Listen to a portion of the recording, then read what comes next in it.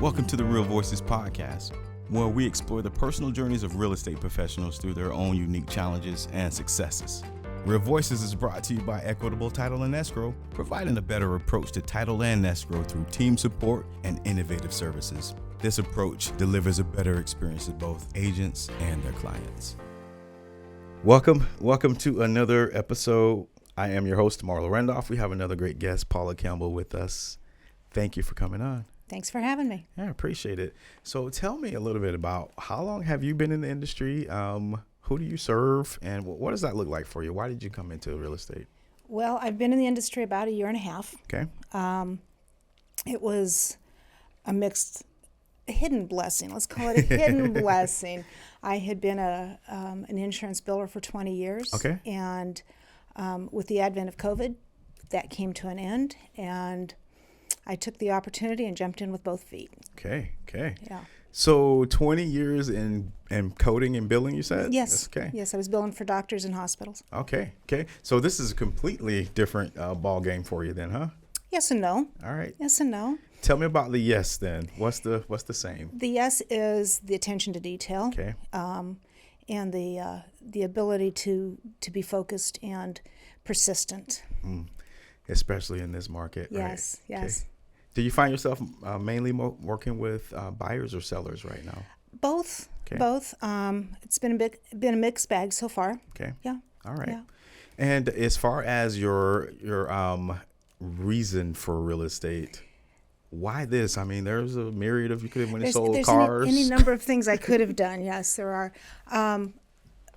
Before we moved to Arizona, we were helped by a real estate agent. We had become great friends with him before we ever decided to move. And he and I would sit and have long conversations about real estate, very interesting conversations about what a lot of people think is a boring subject, an intimidating subject. And Right. we would have long conversations. And so when we got ready to move, he's the one who helped us. And we were glad for his assistance. Okay. Steve Gonzalez with HomeSmart up in Colorado, just to give him a shout out. But so then I could see the potential to help other people. Yeah. When I decided to take up real estate. Okay.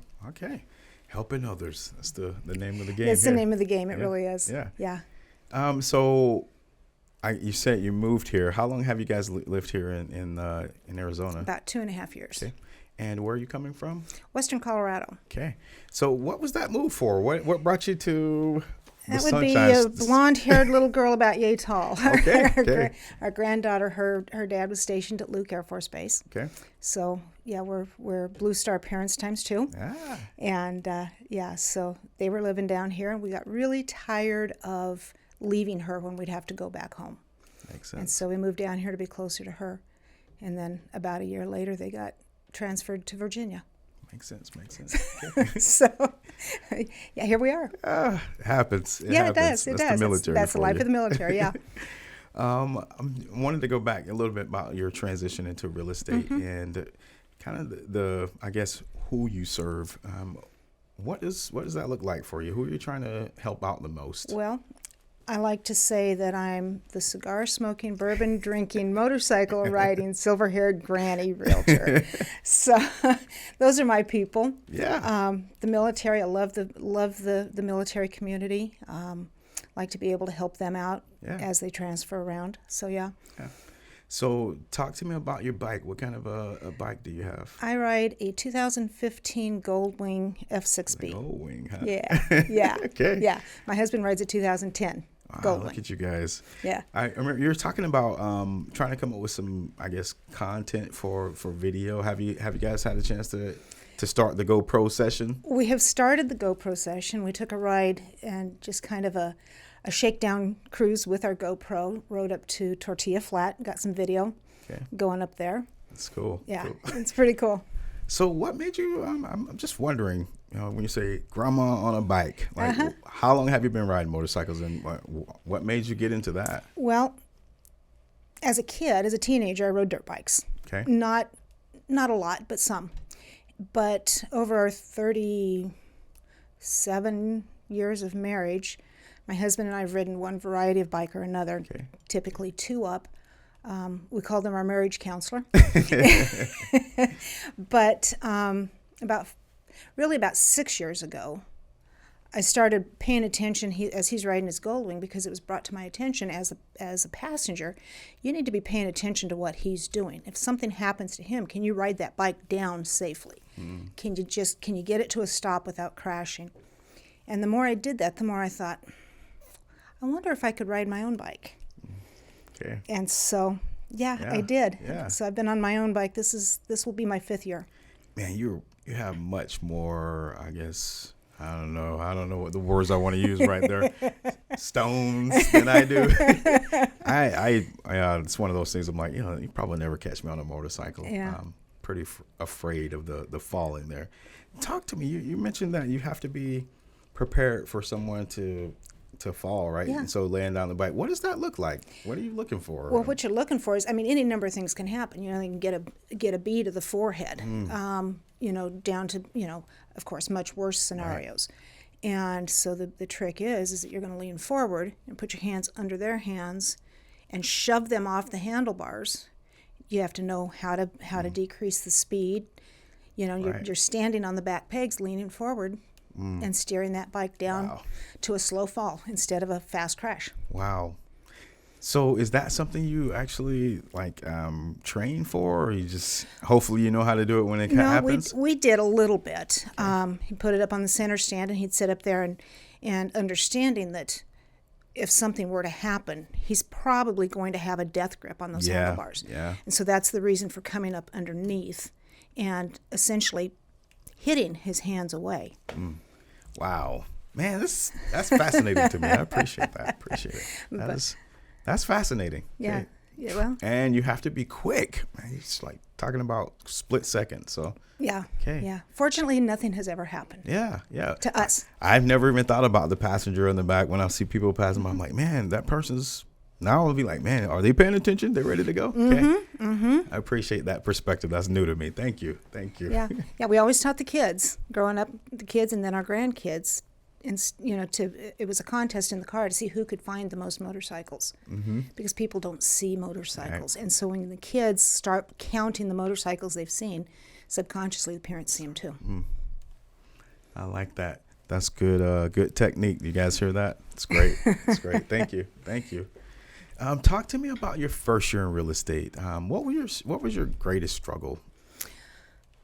My greatest struggle was, it's probably the same as everybody else, trying to find those people that I could help. And they did come along, they did, trying to get a system in place. And that's still something I'm working on, is getting a system in place to let those folks know that I'm here and I'm willing and ready to help. Yeah.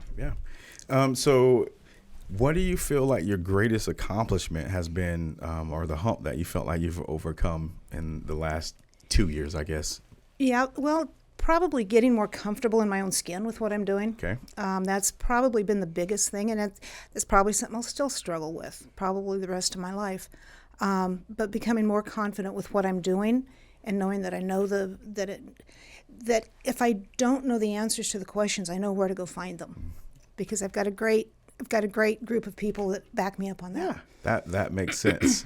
Having that team and understanding the team aspect of it all. Yeah. When did you feel like you finally felt that comfort and confidence that you do have a team support you? When did you feel like you felt that? Or at least came to understand that? I don't know if there was any particular moment, but it's been probably the last year or so that I've known that there are people that I can turn to. Right. The beauty of this industry is that there's a lot of collaboration that goes on. Right. A lot of it. Yeah. Thank you for saying that. Oftentimes I think a lot of agents feel either intimidated, especially when there's an agent in their presence who may be really successful at what they're doing. Maybe they're feeling intimidated, they won't listen or they won't hear, but there is a lot of collab. There really is. Okay. Yeah. Thank you. I wanted to talk a little about your childhood. You mentioned riding dirt bikes, man. Were you a tomboy, or were you? I was a farm kid. Okay, I was a farm that kid, makes sense. Okay. Yeah. Talk to me about your childhood. What were your What were your role models like? Who were they, and what did you look up? Who did you look up to? Well, in retrospect, because as a kid you're not aware. You're totally. just totally not aware. In retrospect, my folks, my parents, today's the anniversary of my mother's death. Okay. But the two of my parents started dating when I want to say mom was 14 and dad was 15. Wow. And that was it. Yeah. And the two of them teamed up, and they were a great team and set a great example for my brother and I. Yeah. And to this day, part of when I make decisions, it's based on, well, what would they say? Would they think that's a good idea? Yeah. I like that you said a team. I think sometimes we're not looking at it as our family as in that way, and right. that we really are. Yeah. Going after the same goals, hopefully, and right. moving the same direction. Right. Yeah. Thank you. Yeah. Thank you. What did you want to be when you grew up? When you were a little girl? What does every farm girl want to be? I don't know. A veterinarian. Oh. You still love animals? Oh, I still do. Okay. Yes. Did you go down that path at all, or when did that end? A little bit. When the kids were little, I worked as a vet tech. Okay. For several years. But okay. Yeah. Okay. I'm always fascinated, especially people who grew up around animals, and just kind of having the understanding and the sacredness of life. What was that like for you, having, I guess, to approach that once you've raised an animal to come to a point where, all right, now you got to eat. The phrase is my responsibility is to feed you and care for you until such time as you feed and care for me. It has to be approached from a humane aspect, and I was always taught that. We care for them. We don't keep them at arm's length. And the time comes that then it's their turn. Yeah. Man, so how has that understanding that kind of shaped you throughout life? Has it been a benefit for you now that you're away from the farm? Yeah, I think it has. I think to understand where things come from, our meat does not come from the grocery store. Our milk does not come from the grocery store. So I think that helps with that quite a bit.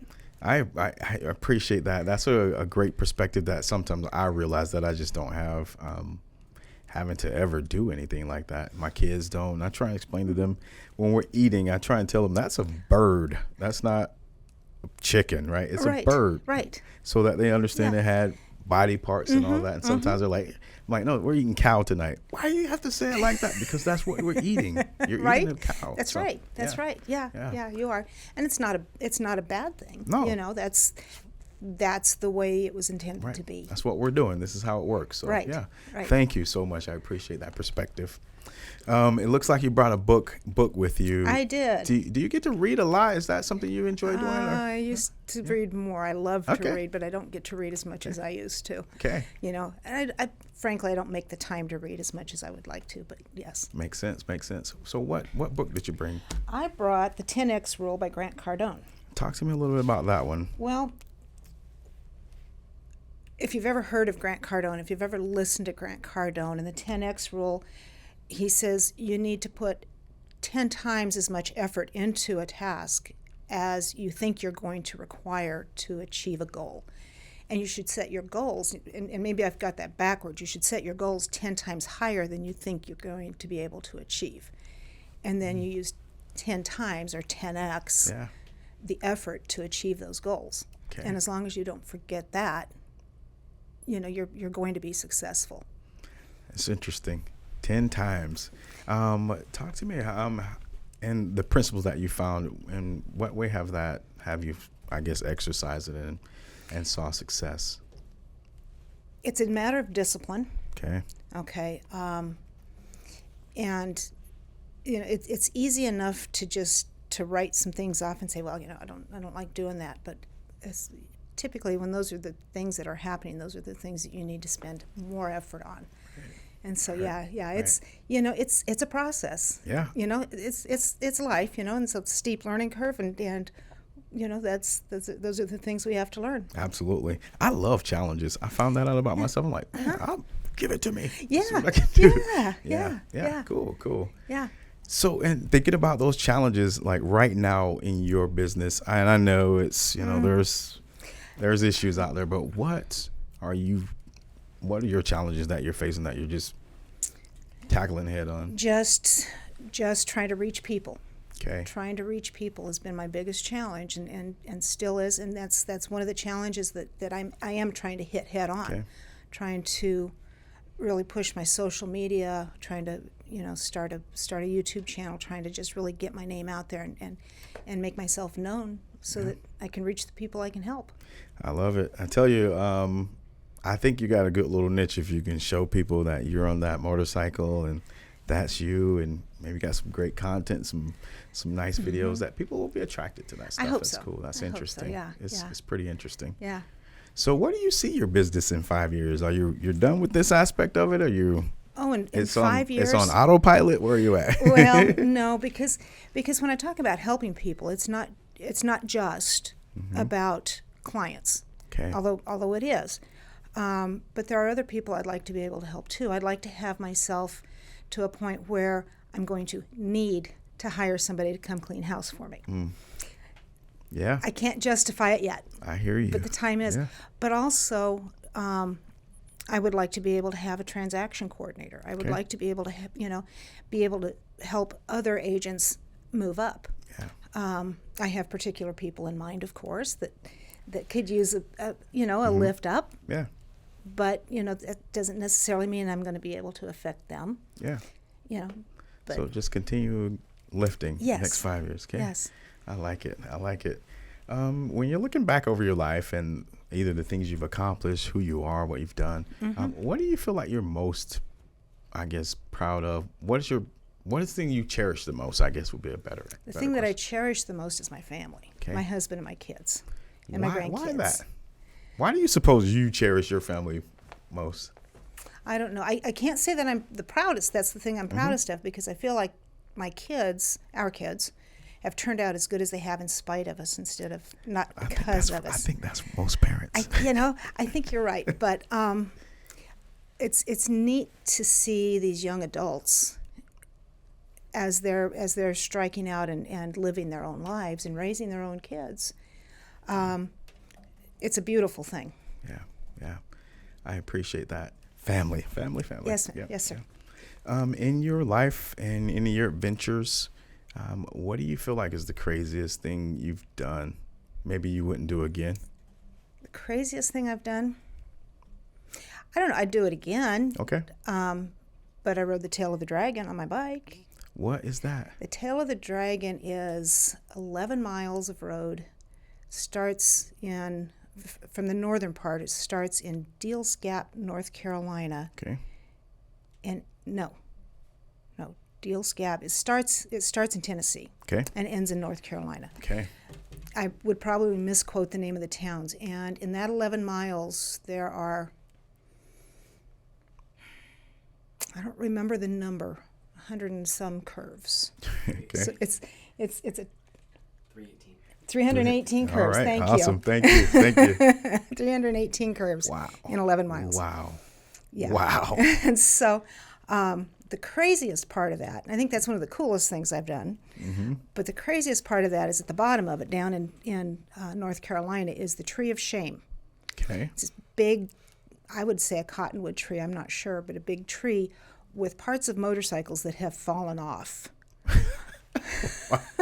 or been wrecked. Wow. And there's a sign underneath it, beware of falling parts, because apparently the parts have a tendency to fall out of the tree. You don't want to get whacked by a motorcycle part while you're standing underneath there looking up at it. Man.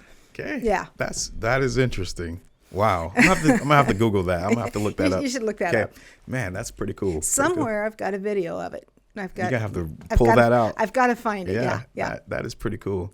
Thank you for sharing that. That's a neat adventure. So, I guess where can the people find you? Where can people locate you and get a hold of you at? Well, my website is paulacampbelltherealtor.com. 602-341-0886. My email yes. is azhomes@paulacampbelltherealtor.com. I'm on Instagram. I'm on TikTok. All right. Well, I guess in kind of closing, when can we expect to see those videos coming out with your new YouTube channel? Well, hopefully in the next week or two. I'm still mastering the art of editing those. All right. Sounds good. Yeah. The cigar smoking, Bourbon drinking, motorcycle grandma. Yeah. All right. Thank you so much for coming on. I appreciate it. Thanks for having me.